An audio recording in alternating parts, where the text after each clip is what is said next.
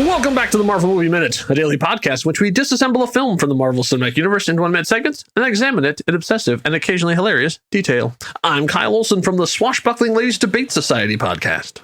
Hey, and I'm Rob Cabasco, and Kyle. Yes, sir. Do you know that I think everyone who's listened to us for a while here knows that on the Marvel Movie Minute, we have a fondness for the American reality television series that originally aired on NBC from 1979 to 1984. And that's right, I'm talking about Real People. Oh, yes. Now we love, I mean, we've talked about fans. I know if you listen to season 2, I think we had a whole episode where we went in like John Barber and Sarah Purcell, Byron Allen, Skip Stevenson, Fred Willard. I mean, Mark Russell, just the amazing people that were on there. I think Richard Simmons, the fitness guru, slash television personality, got his start. He made his big break on Real People, if I remember that correctly. And, Real People was the show. It featured real people as opposed to celebrities, hence the name, hence the connection to this minute. And they had unique occupations or hobbies. And then there were a lot of imitators from this. That's incredible. That's my line, all this stuff. But, it made me just think of there is a line, obviously, this minute that made me think of the show. But it's just something, a reflection on the show is that the producer, his name was George Schlatter, and he called it the theater of reality, which I think is apropos. I would say that Real People was so ahead of its time. It was the YouTube of the 1980s. Yeah. I mean, that's really, here was a way, how do normal everyday people doing their normal, extraordinary things, how do they get notoriety? How do they get noticed? If that would be existing today. And just so you know, if you go on YouTube, go to the Real People channel and you can get your fill of this classic television show. Well, the nice thing about that is for those of you who don't know anything about what this show was, is it wasn't a competition. So it wasn't like we have some, like, America's Got Talent, where people will come out and show off all their stuff. I recently went down a Shin Lim YouTube hole where I was just watching all of his tricks, because I'm a fan of magic. But there was no buzzers, there was no competition. It was just like, hey, I can do a cool thing. Great, come on the show. And they would just like feature this person, look at this thing and make you do it. Sometimes they were in studio, sometimes they were remote. It was just like it really. I hesitate to use the word wholesome because that comes across as corny. Right. But I guess now maybe it would look like that. But at the time, it was just like, aren't people cool? Like, look at the stuff they can do. And there's just regular folk doing regular things, extraordinary things. Absolutely. And you know what? And there was the wholesomeness. I think what you're probably talking about is the show was never meant to humiliate. Or denigrate. This wasn't stupid human tricks. No, this was people being who they are and celebrating, for lack of a better word, the individuality of people and what they do. And honestly, seriously, go check it out because they've done a really nice job. The channel on YouTube is great. There's clips of all different parts of the seasons. And I'll tell you, it reminds me of a simpler time. It was really great. Yeah. Again, why do I bring this up? Well, because there was just a line that made me just go, oh, the realest person in the room should be real. There's more to that we're going to discuss, but it made me smile. Yes, because things are about to get real here at minute 63 of Iron Man 2 from 2010, directed by Mr. Jon Favreau. And so we pick up where we left off, which is Tony and Nick are getting coffee together. Yeah. Aww. In the last line we ended the minute was Tony saying to Nick in a, let's just say, not the kindest thing you would say to someone with one eye. Do I look at the patch or the eye? And he continues on saying, honestly, I'm a bit hungover. I'm not sure if you're real or if I'm having... And then Nick cuts him off and says, I am very real in the way only Sam Jackson can do. Right. I am the realest person you're ever going to meet. Now we're going to pause there. Because, I'm the real person, because I find that fascinating coming from Nick Fury, Spy Master, because with him, you don't really know what's real. And also the fact that last time we saw Nick Fury, it wasn't Nick Fury. Isn't that this takes on a totally different meaning if you're current with the MCU? Yeah, because currently in the MCU, where we've left off as we've taken 2020, let's say take 2020 off. Last time we saw Nick Fury, he was in space, and it turns out the Nick Fury who we've been following was actually a Skrull pretending to be Nick Fury. But the question is, how long has he pretended to be Nick Fury? Because Nick Fury met the Skrulls in the 90s. Yes. So at any point over the MCU, it could have not been the Nick Fury that we thought we were watching the whole time. There is a real Nick Fury. He is currently on a spaceship, but we don't know at what point the switch happened. Okay. Or will we, probably for most of 2021. So here's really the question, because again, totally different meaning now. Yes. Did they actually plant that? I don't know. I'm the realest person you're ever going to meet. But who are you? Because I tried to look and see, and I don't know if you found there's no direct correlation to what he's saying there. It's just a phrase, right? He's just saying. I'm sure at the time they wrote it was just like, yeah, that's something he would say. But now it means so many other things, right? The realest person you're ever going to meet. Yeah. Well, because when you think about it, here's where I'm at. I guess I'm not trying to bury the lead. Yeah. I'm not sure that's real Nick Fury there. No, really? Okay. Yeah, I don't think it is. I mean, I guess I take it as he, of all people on I don't know, I won't say on the planet, but let's say of all people in his trade, he knows more than anybody else. So I think that is the context of this, in that he knows all the stuff, so he knows what's real. And so that's why he's the realest person, because he knows more of what's going on than anybody else. Okay, so can I give you my crazy theory though about why I don't think it's real? Because I think if this were the real Nick Fury, this is only 15 years after the incident with the cat. Yeah, roughly. I think Captain Marvel is supposed to take place in 1995. Right. I'm not sure his reaction would be so emotionless about do I look at the patch or do I look at the eye? Yeah. And I think that because he is so emotionless, it's someone who really hasn't experienced what he's experienced, and they're just blowing it off. I actually think this is not Nick Fury. Okay. I'm putting that down there right now. Anyway, yeah, just such an I mean, the whole thing is crazy, though. I mean, because again, the way he says it is kind of weird. Yeah. But it transitions into what is not maybe the best part of the thing. Right. So Tony then says, "Just my luck. Where's the staff here?" And he turns and he looks over to see. Like, obviously, Tony, this is not a table service restaurant. Oh wait, he does make a notion of the digital crossword. Yeah. Yes. When he looks over, then Nick can then see that the rash, the poisoning, has actually gotten all the way up his neck at this point. And so he leans over and actually pulls the collar back a little bit to see, and he says, "That's not looking so good." And then Tony says, "I've been worse." And then something happens. Okay, so before we get into this, and obviously, so obviously, as we're two straight white dudes, like I've been trying to make this point before, and I may be failing at it, but I'm trying to like point out when I spot sexism and things in cinema and stuff too, and all the women around me are like, "Yeah, what's new?" And I'm like, "Yeah, right," because we've been blind. I tend to overplay this a little bit, and I acknowledge that, but I still want to call it when I see it. So before we talk about this, I want to talk about a 2015 movie called The Shallows. So The Shallows stars Blake Lively, and it's about a surfer who she's out surfing by herself and ends up having an accident or whatever, and she gets caught, and then basically there is a shark between her and the shore. So she's caught on a very small rock and she can't get back to it. So it's a Jaws-esque, survival movie. Like, how do you get back when there's a shark? If you go in the water, you're going to die because there's a shark there.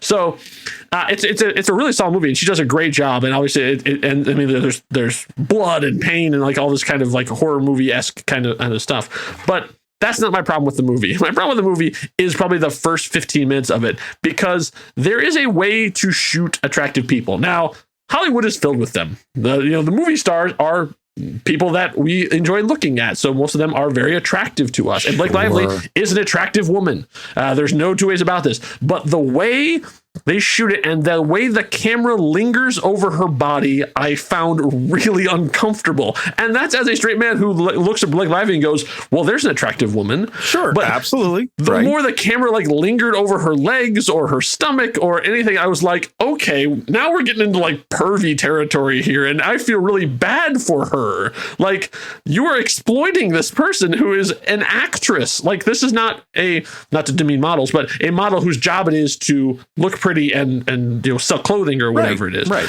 That's their job, and they're great at it. I could never do that because of many, many reasons. But that, like, this is an actress that you hired to do it who also happens to be attractive. Like, calm down, man. Like, you can just point a camera at most of these actresses and we'll know that they're pretty. You don't have to like linger on their feet, Quentin. Joss, like, you don't have to linger over their midsection, Russ Meyer. Like, we get it. Like, you don't have to like do so much. And it really skeeved me out. And so we come to, even though it's back in the past, 2010, John Favreau, there are ways to shoot women that make them look attractive. And there are ways to shoot women that are just gross. And this is just gross. And I'm not calling out Jon Favreau about it, yes, but I'm also calling out Joss Whedon, who does this same shot. Zack Snyder does this same shot. And if the actors are on board, great.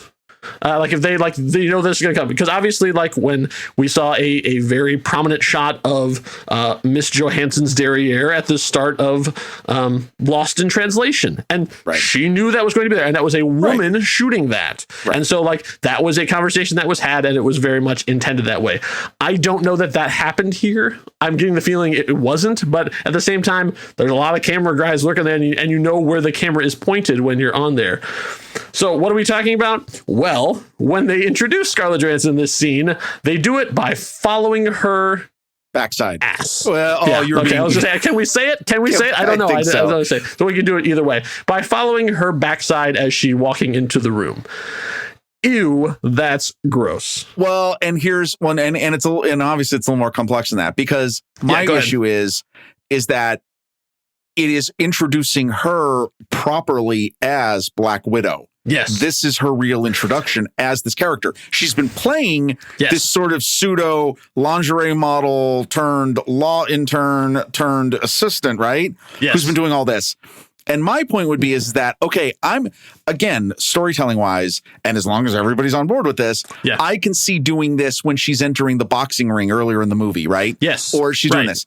But now you flipped it. You've turned the page. The character is now, and I'm not putting anything light on this by saying she's more than that character. All I'm saying is that she is now a different character, and you introduce her coming off to the side of the screen with her butt, and you're following it. And look, she's in the full body hugging Black Widow suit that is accentuating her God-given body and all that implies. And I mean, it is designed specifically to do that.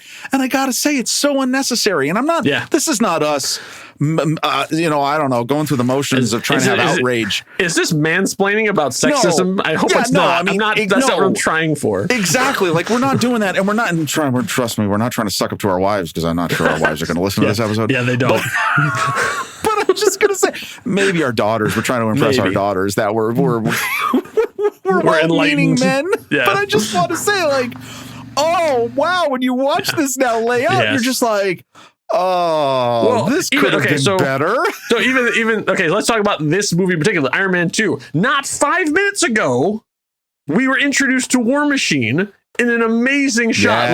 Like there's Rhodey in the suit, stepping forward, get out. Clunk. Yeah. Oh, yeah, War Machine is here. And now, what do we get for this one? Well, let's follow her butt as it walks along I totally agree. I mean, like, you're introducing the Black Widow for the first time, and you do it like this? Yuck. In so many ways, yuck. Not the best moment.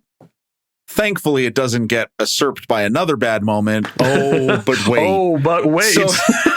So Anyway, so we won't spend any more time. I want to say one thing. I've been using. There's a site I was using that has a transcript of this. So this was a great resource to me because I could pull all the dialogue into it. So they'll also then put like their own notations of whoever it is. They don't cite who is it wrote it of camera moves and that kind of stuff. So and Tony says, "I've been worse," and then in brackets the person is like basically typing like, "Here's what happens, on camera if you're not watching it." It says, "A woman walks over. Camera angle is such that you can't see her face."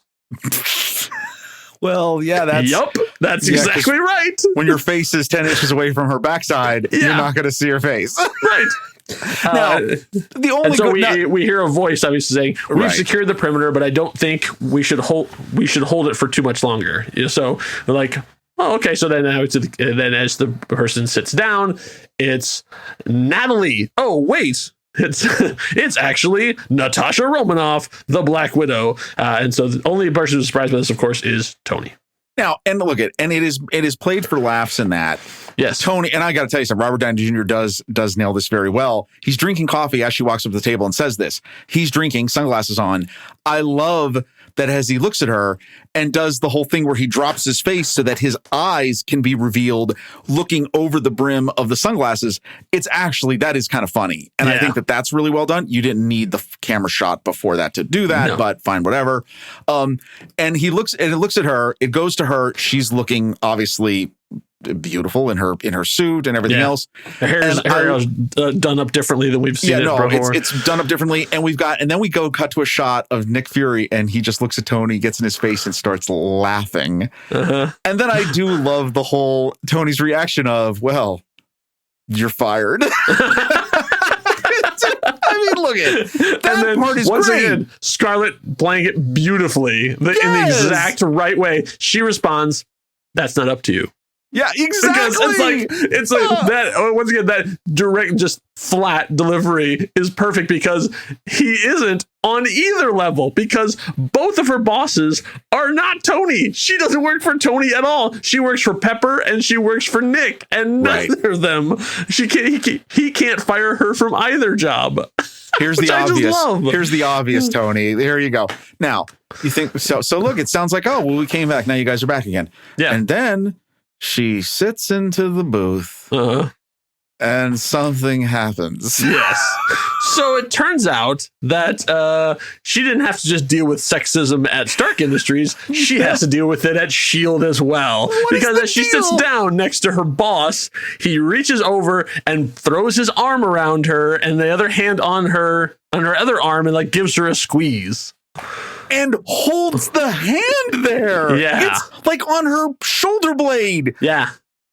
What is the deal with that? You're both spies. You're not pals. Like, what is this? Oh, it's so, I got to tell you something. And I guess I've noticed it before.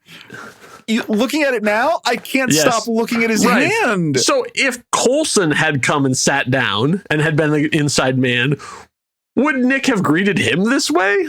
No. Reach over, Phil. Let me give you a big squunch here. And it's not even just a scrunch. It's and hold. And hold. And you're exactly. It's not just like, it's like, lean in. That's unfortunate. That was not. I don't know. Anyway, and then fortunately, and in the actor's defenses, it's probably just Sam putting his arm around Scarlett, who are pals by this point. Welcome back. Yeah, yeah. But you know what? I have to say, like, this whole scene is not very well edited. We're gonna get into some more of that in the next bit and stuff too. But like, this is kind of sloppily put together, and that's the thing. Like, that's the take they used. Like, well, it's interesting. Did he put his arm around her in every take? Well, and you know what? Notice this. Maybe here maybe is the issue. Again, not knowing this. Now we're just in total speculation. Well, of course. That take where that is one shot where she sits down, he puts his hand on her, and then he goes into this big diatribe about, hey, you made your girl the CEO and you gave away your stuff and you let your friend take your suit. Like, it is this big, and it's Sam Jackson being perfect Sam Jackson. Like, that part is great because it is this whole litany of grievances of like, Tony, what you're saying and what you're doing are two totally different things. We think you're compromised. Here's why. Maybe that was the best take of what he said. And so they took it because, I don't know, just the hand doesn't make any sense. Yeah. I don't know. Yeah. So then he officially introduces her. And so Fury says, Tony, I want you to meet Agent Romanoff. So he says, hi. Like, hello, nice to meet you. Kind of for the first time. Yeah. And so Natalie / Agent Romanoff says, I'm a shield shadow, which I find interesting. Like, they actually have a designation for when you have this position, a shadow. Okay. Once we knew you were ill, I was tasked to you by Director Fury. I was tasked to you. That's interesting. I also wonder, is it something that she could have refused to do? I mean, later on we see, you have to talk to the big guy and, that kind of thing. So Tony says, I suggest you apologize. And the best thing is, she doesn't. Yeah, no, and I'm sorry, and the apology is what leads Nick into his whole litany of stuff, right? Yeah, you've been very busy. You made your girl your CEO. You're giving away all your stuff. You let your friend fly away with your suit. Now, if I didn't know better, and then of course Tony jumps in. You don't know better.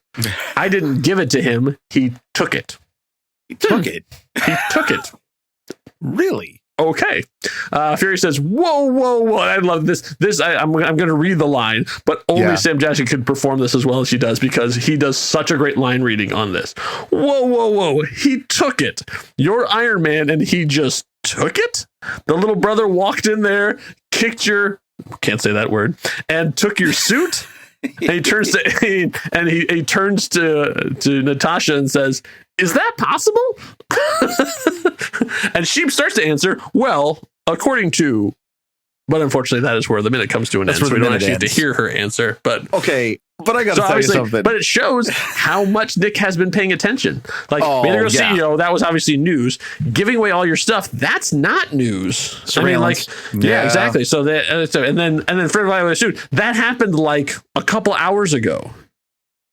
And so only the Air Force would really know that. And I mean, people at the party saw him in the suit, but they didn't know that he took it because they were all gone by then. They remember how they mysteriously disappeared off the porch? And all those cars that suddenly appeared and took them away. I got to say, though, the funniest thing, not just being a funny Mulan reference, when he refers to Rhodey as little brother. The little brother, yeah. So I'm guessing that means that because Sam Jackson is taller than Don Cheadle, that's why he refers to him as the little brother. I gotta say, though, that totally I'm just gonna let that stand. Yeah, we're just gonna let that go, right? No, obviously, fortunately, the scene does recover a little bit because I do like this interplay, and I like the whole where they're going with this, with the relationship between Nick and Tony, and now Natasha. And I love the fake shocked tone that Sam Jackson does for he just took it, like what? No, I like that, and this talks about, like, and we'll talk about this more about the whole thing of him taking the suit. We kind of had theories about it when it actually happened. Yep. We'll talk about it more in the next minute. But I know I like this. I hate that I don't want to sound like, again, I love this movie. These two decisions in this minute are bewildering a little bit. But I mean, at the end of the day, I guess, look, everybody's going to channel their 14-year-old at some point. Yeah. Maybe that's what this was. Right. Yeah. It doesn't age particularly well. I'll tell you that. That's. But I wonder what happens. What do you think he says? I don't know how is Natasha going to finish that sentence? That's according to who? That? According to Hoyle? What? Like, what's it going to be?